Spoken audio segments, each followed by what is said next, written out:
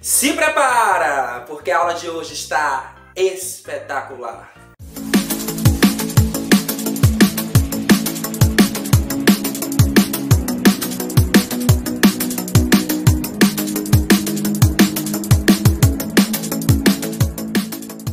Oi gente, bem-vindos de volta a mais uma aula de história e hoje tenho certeza que você vai gostar dessa aula porque está incrível. Preparei aqui um material maravilhoso para a gente poder conversar sobre esse assunto. História, você sabe, né? História é uma paixão da minha vida e claro, tenho certeza que você vai gostar. Então, segue comigo para essa aula. É claro que você já sabe que o espaço rural é aquele tipo de lugar onde se parece com uma fazenda, com uma roça, com um sítio, com uma chácara, onde tem ali a criação de animais. Mas será que o espaço rural brasileiro sempre foi o mesmo? No vídeo de hoje nós vamos descobrir como era o espaço rural brasileiro um pouquinho antes da chegada dos portugueses e começaram a transformar este espaço que já tinha um dono. Primeiro que nós temos que lembrar como era esse território antes da chegada dos portugueses. Então você e eu já sabemos que aqui moravam os indígenas. Eles eram os responsáveis, os primeiros moradores aqui dessas terras que não se chamavam Brasil. Então era um território cheio de matas, um território de floresta, um território completamente natural, onde ali tinham animais, onde tinham árvores que esses portugueses nunca tinham visto antes. Aliás, nem os animais que eles aqui viram pela primeira vez, eles já haviam conhecido em alguma outra parte do mundo. Então era um ambiente cheio de floresta, cheio de matas, com um ambiente natural muito bem preservado. Agora, a partir do momento que esses portugueses chegam aqui nessas terras em 1500 e se entendem como os donos dessa terra, eles começam a provocar algumas mudanças nesse espaço que era indígena. E aí começa uma campanha portuguesa de dominação e exploração dos recursos naturais que aqui eles encontraram. É que nessa época, minha gente, os portugueses se achavam os donos do mundo. E a partir daí eles poderiam fazer o que bem entendesse. E é isso que eles fizeram. Então aqui eles encontraram um tipo de madeira muito boa, que era o pau-brasil, que não só servia para poder fazer móveis e moradias lá em Portugal, mas também lhes rendia um corante vermelho, uma tinta vermelha muito cobiçada, muito interessada lá pelos europeus. E com isso eles vão fazer muito dinheiro. Então a partir daí você vai começar a perceber que os portugueses começam a explorar a mão de obra indígena, mas daí eles começaram a resistir. Eles começaram a perceber que os portugueses estavam tirando demais aquela madeira, tirando demais aquela floresta. Eles começaram a não gostar dessa ideia e começaram a fazer algumas rebeliões, começaram a se colocar contra essa dominação portuguesa.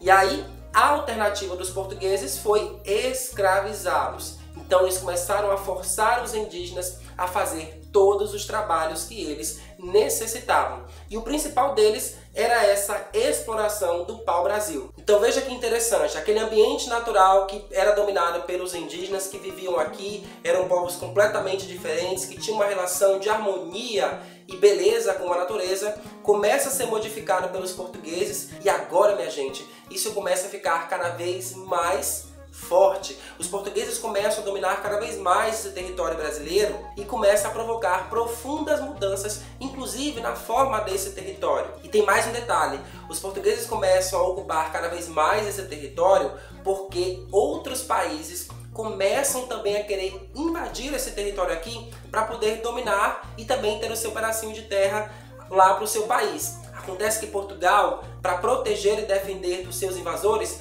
começam a mandar mais pessoas para cá para poder ocupar e povoar esse território e mais ainda começa a criar mesmo uma exploração cada vez maior de outros recursos. E um desses recursos que eles vão começar a plantar aqui e ter muito mais lucro é a cana-de-açúcar, o canavial, a cana que vai produzir o açúcar, uma iguaria naquela época. Hoje muito comum nós usarmos o açúcar, mas naquela época era algo incrível, era algo novo. Então isso vai fazer com que os portugueses comecem a ter ainda mais lucro, comecem a usar este espaço aqui para produzir cana, que esse canavial vai dar origem a um sistema rural brasileiro que vai durar por muitos e muitos séculos. E esse sistema rural brasileiro que eu estou falando tem um nome, que são os engenhos de açúcar.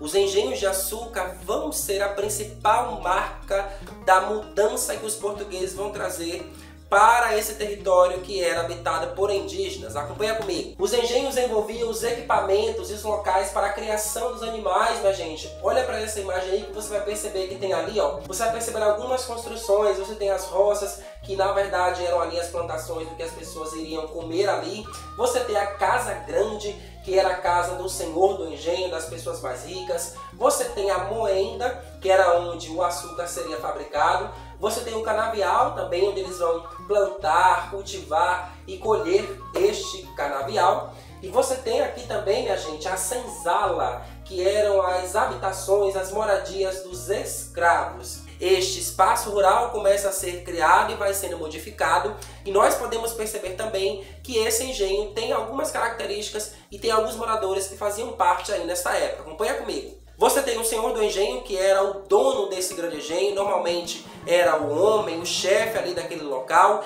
e ele era muito rico, e por isso ele tinha muitas riquezas a partir da exploração deste recurso, da cana que vai transformar no açúcar. Temos ainda os mestres de açúcar, que serão responsáveis ali por fazer aquele processo mais sofisticado da fabricação do açúcar.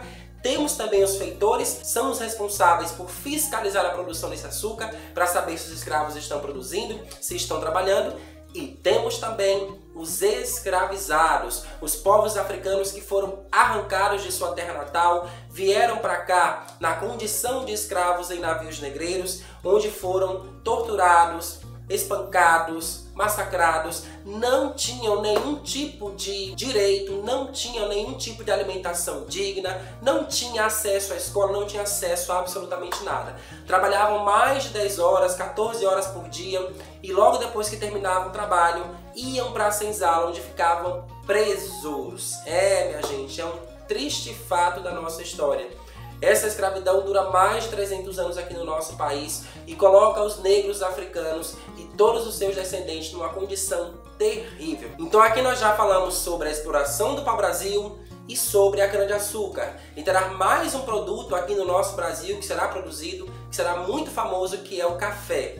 O café vai se tornar o principal produto cultivado aqui no Brasil e vai ser vendido para o mundo inteiro. Eram produzidos nesses grandes cafezais, eram os famosos barões do café, e eles tinham fazendas imensas de café e tinham muitos escravos para trabalharem nessas lavouras. Minha gente, os escravos já trabalhavam na produção do açúcar e logo depois também vai trabalhar na produção do café, e esse espaço rural aí, lá dos engenhos e também das fazendas de café, vai criando um novo modelo de espaço rural para o nosso Brasil. Porém, minha gente, a partir de 1850, o Brasil começa a ter algumas mudanças. Começa a receber imigrantes, que são pessoas que vêm de outros países, para trabalharem nas fazendas de café. Então já havia um desejo interno de algumas pessoas para que a escravidão acabasse. E também, minha gente, as fugas dos escravos eram muito constantes, as rebeliões escravas também eram cada vez mais constantes, e isso dificultava o processo aí de exploração econômica desses senhores do café. Então a solução que eles encontraram ali foi de começar a trazer imigrantes para poder trabalhar nessas lavouras de café. E claro,